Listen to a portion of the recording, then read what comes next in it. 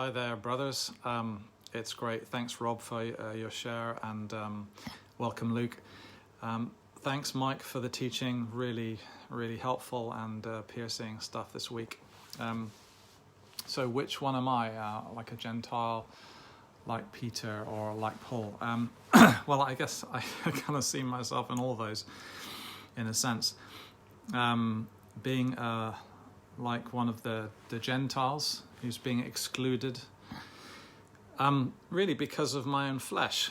I find that my own flesh is the thing that will continually construct reasons to condemn me and to try and bring me under bondage and distract me from all that Christ has done and won for me. I'll share with you a bit about the antidote to that in a moment. But so I do certainly feel like, I'm like a Gentile in that sense, and I'm in danger of being distracted by things. I've just noticed that Jordan Peterson has brought out a new book, Rules, More Rules for Life, and I'm sure that many of the things he writes are kind of useful and interesting.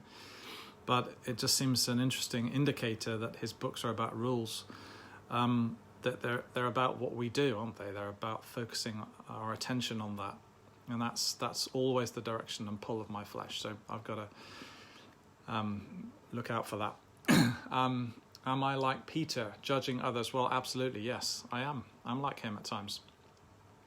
I serve with other guys on the leadership of my church, and there are all sorts of times when I kind of irrationally think things about them and get paranoid about things they're saying, and I want to judge them, and I want to all that kind of stuff. So that's definitely an area there as well.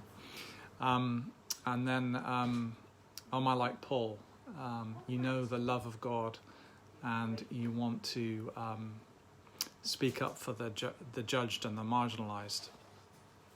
And definitely talk with people, and it's great, isn't it? Sometimes you can spot for others what you can't spot for yourself, and you can see where they need the gospel of grace, and you can speak that into their lives, and that's such a joy and a privilege. I remember in one of Leonard's messages recently, he was talking about the joy of sharing the good news of someone else, and how that thrills your own soul and gives you life as you share the gospel, and you see in that moment together how great God is, and you share in that together, and that's a wonderful privilege, a deep joy. So I can get that. I would definitely go with Rob, though. I'm not at Paul's level.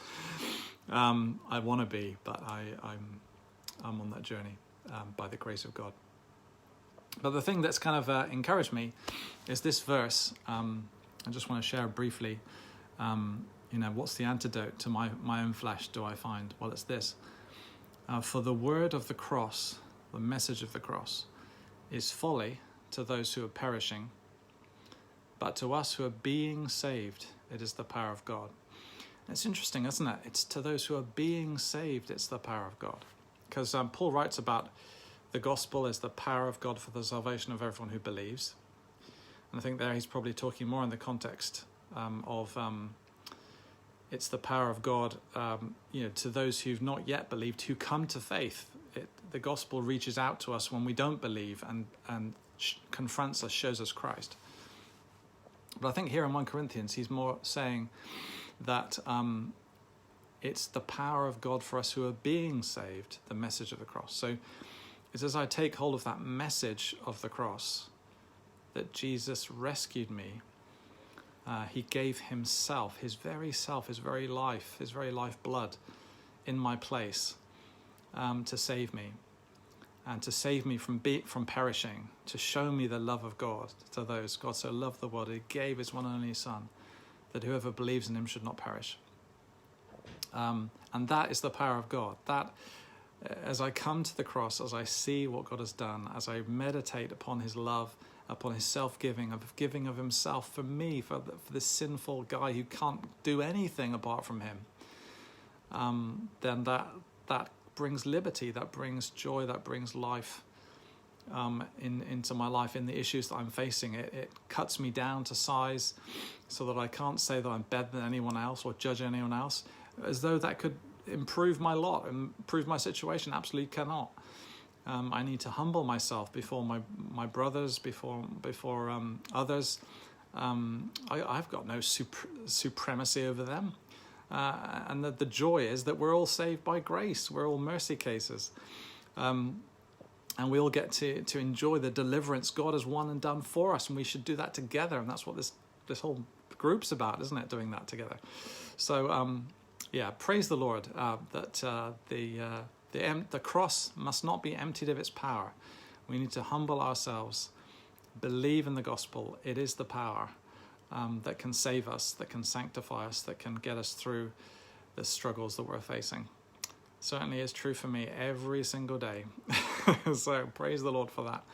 Hope that encourages you. It's been great to share with you. I really love to hear from, there's how many people? There's loads of people in this group. Be great to hear from more of you. Love to hear from, and maybe prayer needs too. If that's what it needs to be, share that too. God bless you guys. Love you. Bye.